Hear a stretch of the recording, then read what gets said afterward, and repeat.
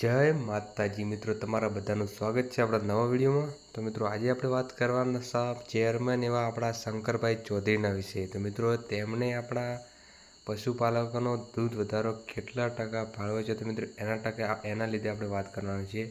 તો મિત્રો તમે સાઈડમાં જોઈ રહ્યા છો કે શંકરભાઈની હાલની તારીખમાં 10,000 કરોડના માલિક છે, પણ કદ્દુ શંકર સીએમ બને છે, પણ એમને ઘમંડ કોઈ વાતનો નથી।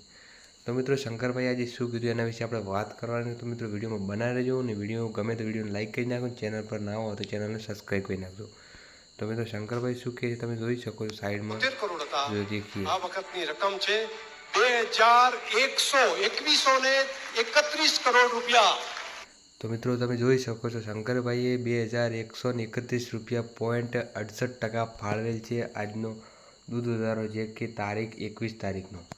તો મિત્રો તમે પણ દૂધ ભરાવતા હશો, ઘણા લોકો દૂધ ભરાવતા હોય છે, અને શંકરભાઈ ચૌધરી શું કેવું બોલ્યા એ સાચું છે, એ હકીકત છે, અને રિયલમાં કેટલો ટકા ફાળવેલ છે એ પણ હું તમને કહેવાનું છું આ વિડીયોમાં। તો મિત્રો વિડીયોમાં લાસ્ટ સુધી બનાવી રહેજો।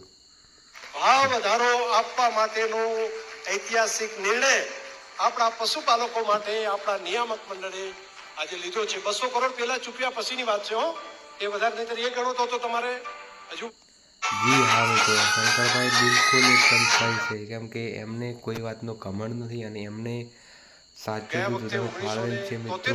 18.32% સાચો દૂધ વધારો ફાળવેલ છે। અને મિત્રો બીજી મોટી વાત છે કે શંકરભાઈએ બીજો નિર્ણય કયો લીધો ખબર, કે પ્રતિ કિલો લીટરે 80 રૂપિયા દૂધના ભાવ વધારો કરવાનો છે, એટલે કે જ્યાંથી દૂધના ભેંસના ફેટના 50 રૂપિયા હતા એની જગ્યાએ 25 રૂપિયા વધારે આપવાના છે, અને એના 75 થી 80 રૂપિયા કરવાના છે। તો મિત્રો શંકરભાઈનો આ નિર્ણય તમને કેવો લાગે કમેન્ટ કરીને કહેજો, અને આપણી ચેનલ પર નવા હોય તો ચેનલને સબસ્ક્રાઈબ કરી નાખજો।